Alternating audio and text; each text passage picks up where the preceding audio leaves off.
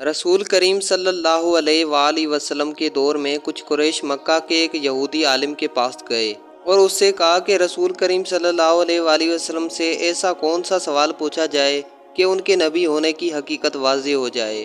اس کے جواب میں یہودی عالم نے آپ صلی اللہ علیہ وآلہ وسلم سے 3 سوال پوچھنے کا کہا، جن میں ایک سوال یہ تھا کہ اصحاب کہف کون تھے۔ لہٰذا اللہ پاک نے اپنے پیارے محبوب صلی اللہ علیہ وآلہ وسلم کو اس کا جواب قرآن پاک کی سورۃ الکہف کے اندر مکمل وضاحت کے ساتھ بیان فرمایا ہے۔ حضرت عیسیٰ علیہ السلام کا دور تھا جب اللہ تعالیٰ نے آپ علیہ السلام کو آج کے دور کے فلسطین کے علاقے میں اسلام کی تبلیغ کے لیے بھیجا۔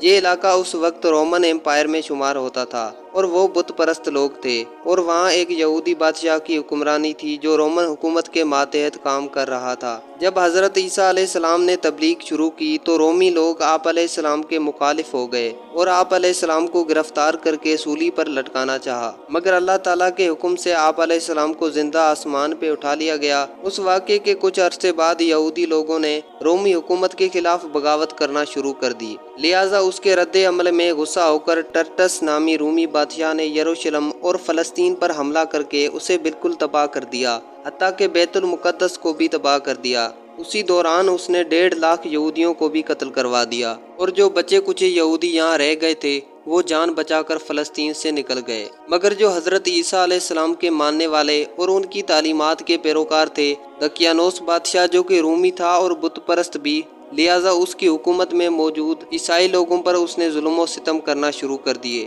ایک دن حضرت عیسیٰ علیہ السلام کے چند ماننے والے حواریوں کو اس بادشاہ نے اپنے دربار میں بلایا اور ان سے کہا کہ میں تمہیں چند دن کی مہلت دیتا ہوں، تم اپنے نئے دین یعنی عیسائیت سے باز آ جاؤ ورنہ میں تمہیں قتل کر دوں گا۔ حضرت عیسیٰ علیہ السلام کے پیروکار یہ نوجوان لوگ دراصل اصحاب کہف تھے، جن کے واقعے کا ذکر قرآن پاک میں سورہ کہف میں وضاحت سے آیا ہے۔ ان نوجوانوں نے جب یہ دھمکی سنی تو وہ شدید پریشان ہو گئے، کیونکہ وہ بادشاہ سے لڑنے کی ہمت نہیں رکھتے تھے اور نہ ہی شہر میں رہ کر عیسائی تعلیمات جاری رکھ سکتے تھے، ورنہ دقیانوس انہیں قتل کروا دیتا۔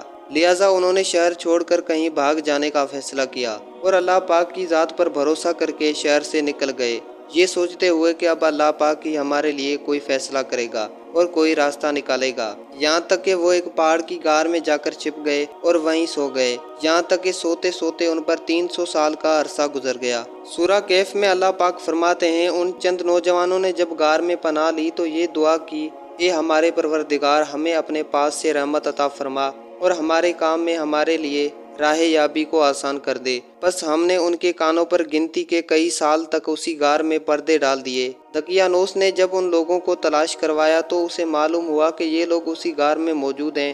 اسے بہت غصہ آیا اور حکم دیا کہ اس غار کو ایک مضبوط دیوار سے بند کر دیا جائے تاکہ یہ لوگ اندر ہی مر جائیں۔ بادشاہ نے جس شخص کے ذمہ یہ کام لگایا وہ بہت ہی نیک دل اور ایماندار تھا۔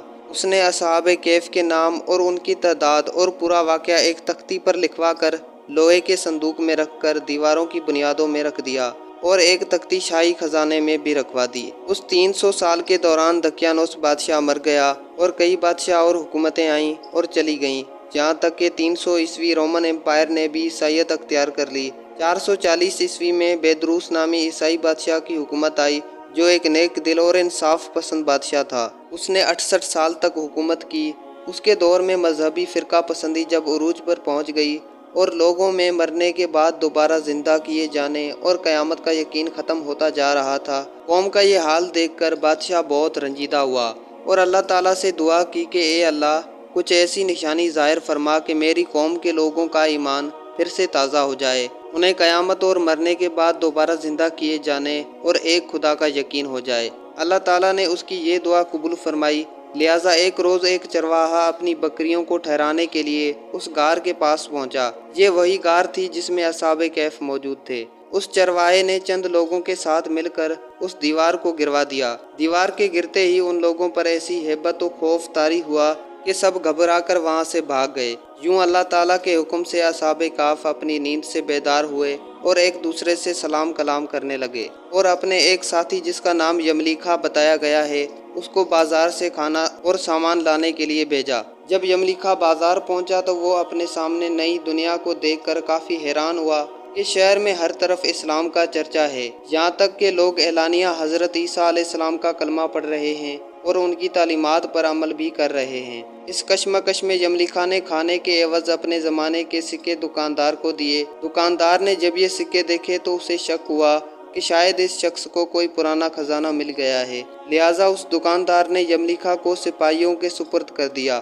سپاہیوں نے یملیکھا سے پوچھا کہ بتاؤ یہ خزانہ کہاں ہے؟ تو یملیکھا نے بتایا کہ ہمارے پاس کوئی خزانہ نہیں اور یہ سکے ہمارے ہیں۔ تو اس پر سپاہیوں نے کہا کہ ہم کیسے مان لیں، کیونکہ یہ سکے 300 سال پرانے ہیں۔ یملیکھا نے کہا کہ پہلے مجھے یہ بتاؤ کہ دقیانوس بادشاہ کا کیا حال ہے۔ اس پر سپاہیوں نے کہا کہ آج اس نام کا کوئی بادشاہ موجود نہیں ہے، مگر کئی سال پہلے اس نام کا ایک بے ایمان بادشاہ گزرا ہے اور وہ بت پرست تھا۔ یہ سن کر یملیکھا کافی حیران اور پریشان ہوئے اور بتایا کہ ہم کل تو اس کے شہر سے اپنا ایمان اور جان بچا کر بھاگے تھے اور میں اور میرے ساتھی قریب کی ایک غار میں چھپ گئے تھے، جبکہ میرے باقی ساتھی اب بھی اسی غار میں موجود ہیں۔ تم میرے ساتھ چل کر خود ہی دیکھ لو۔ جب سپاہی اور بہت سے لوگ اس غار کے پاس پہنچے تو یملیکھا کے باقی ساتھی اس کے انتظار میں تھے۔ جب غار پر بہت سے آدمی پہنچے اور شور و غل سنائی دینے لگا تو اصحاب کہف سمجھے کہ دقیانوس کی فوج شاید ہمارا تعاقب کر کے غار تک آن پہنچی ہے، لہٰذا وہ اللہ کے ذکر میں مشغول ہو گئے۔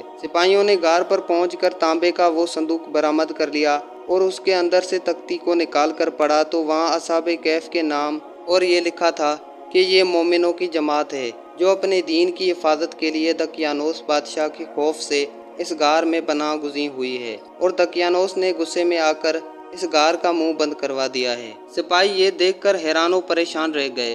جب کچھ سمجھ نہیں آیا تو انہوں نے اپنے بادشاہ بیدروس کو اطلاع دی۔ جب بادشاہ بیدروس نے یہ خبر سنی تو فوراً اپنے امراء اور علماء کے ساتھ وہاں پہنچ گیا، اور اصحاب کہف نے غار سے نکل کر تمام واقعہ بادشاہ سے بیان کیا، اور تب بیدروس نے سجدہ گزار ہو کر اللہ تعالیٰ کا شکر ادا کیا کہ اے اللہ، میری دعا قبول ہوئی، اور آپ نے ایسی نشانی ظاہر فرمائی کہ انسان موت کے بعد زندہ ہونے کا یقین ضرور کرے گا۔ اس کے بعد اصحاب کہف نے بادشاہ کو دعا دی اور سلام کرنے کے بعد دوبارہ اسی غار میں واپس چلے گئے اور دوبارہ واپس جا کر سو گئے، اور اسی حالت میں اللہ تعالیٰ نے انہیں موت دے دی۔ بادشاہ نے اسی غار میں ان کی قبریں بنوائیں اور سالانہ ایک دن مقرر کر دیا جب لوگ اصحاب کہف کی قبروں کی زیارت کے لیے آیا کرتے تھے۔